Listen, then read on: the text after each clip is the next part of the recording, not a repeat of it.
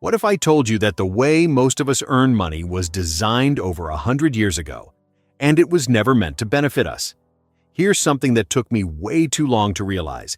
If you work a typical job, you're essentially renting out pieces of your life. You show up, you give 8 hours, you get paid, then you do it again tomorrow, and again, for roughly 45 years.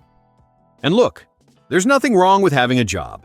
Jobs pay bills, jobs provide health insurance, jobs give structure to our weeks. I'm not here to make you feel bad about working. But here's the part nobody really explains.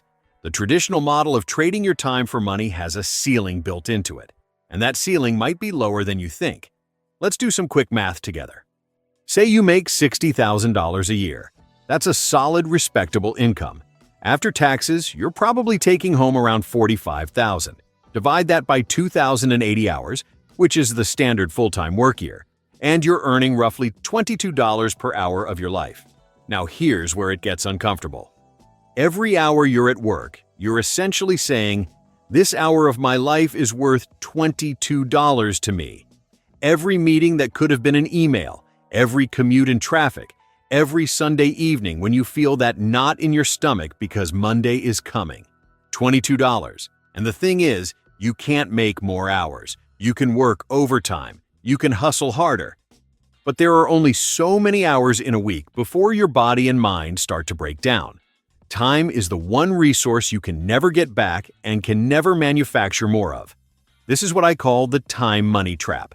And it's the default setting for most working adults. So why does this system exist? Well, here's a little history that might annoy you. The 8-hour workday wasn't invented because it's the optimal way for humans to be productive. It was a compromise. Back in the early 20th century, factory workers were being pushed to work 14, 16, sometimes 18-hour days.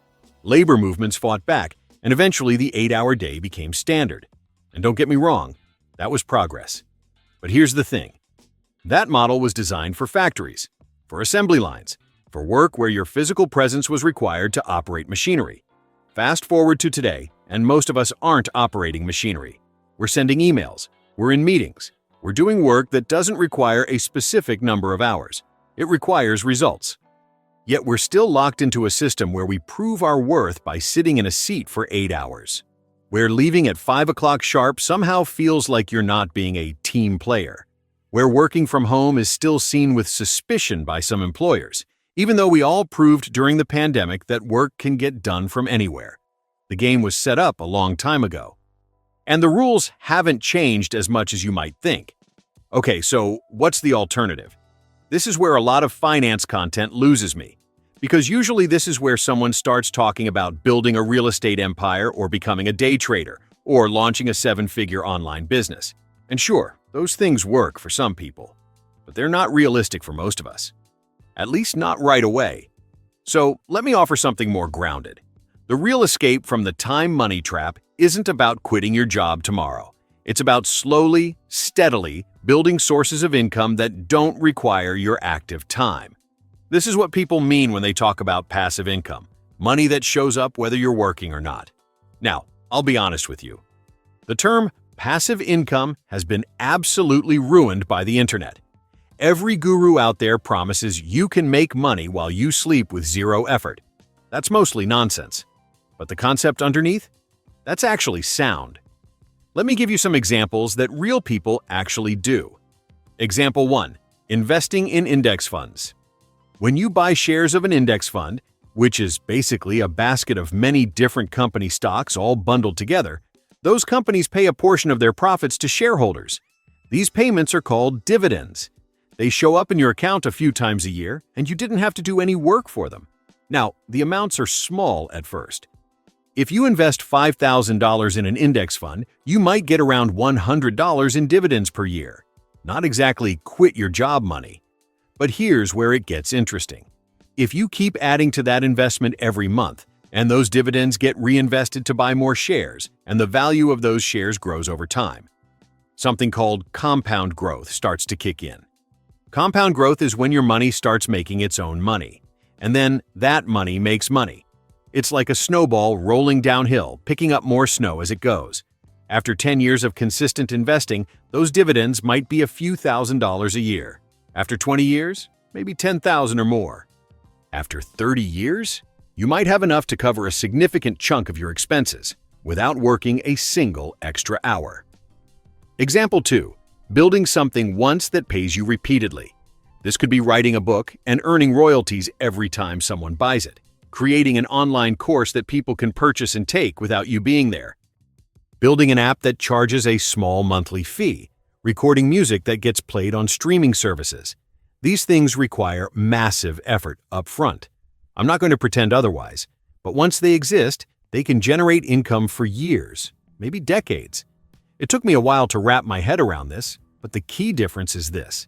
At a job, you're paid once for your time. When you build something, you can be paid over and over for the same effort. Example 3. Renting out assets. This is the one that gets the most attention, so let me be realistic about it. Yes, owning a rental property can generate monthly income, but it also requires a large down payment, often $50,000 or more, plus dealing with tenants, repairs, and the risk of vacancies. It's not passive in the way people pretend, but it is income that's less tied to your hourly presence. Now, here's the uncomfortable truth that I think more people need to hear. Building these alternative income sources takes time, years usually. There's no shortcut.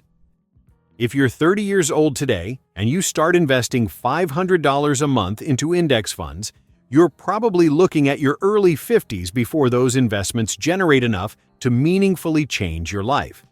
That might sound depressing, but flip it around. If you don't start, you're looking at working full-time until your mid-60s or later. And then hoping Social Security and whatever you've saved is enough to survive on. The escape from the trap isn't glamorous. It's gradual. It's boring.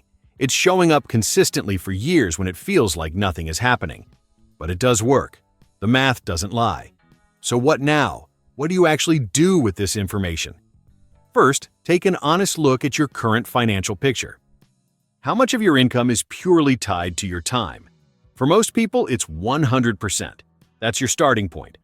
Second, identify one way you could start building income that isn't directly tied to your hours. Maybe it's opening a brokerage account and setting up automatic monthly investments. Maybe it's spending evenings working on a side project that could eventually earn money without you.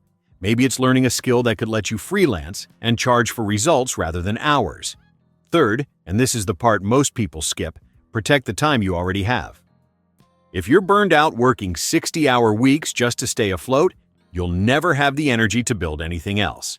Sometimes the first step isn't earning more. It's spending less so you can work less so you can think clearly about what's next. The goal isn't to hustle yourself into the ground. The goal is to slowly, strategically reclaim your time so that one day, work becomes a choice rather than a requirement. I spent most of my 20s not understanding any of this. I thought the only options were have a job or become a millionaire entrepreneur. It took me years to realize there's a whole middle ground. A path where regular people with regular jobs can build something on the side that eventually buys back their freedom. It's not fast, but it's real. If this way of breaking down financial concepts makes sense to you, consider subscribing to Like Your 5. We take the stuff that usually gets explained with jargon and spreadsheets and make it feel like a conversation instead. More videos like this are coming, and I think you'll find them useful.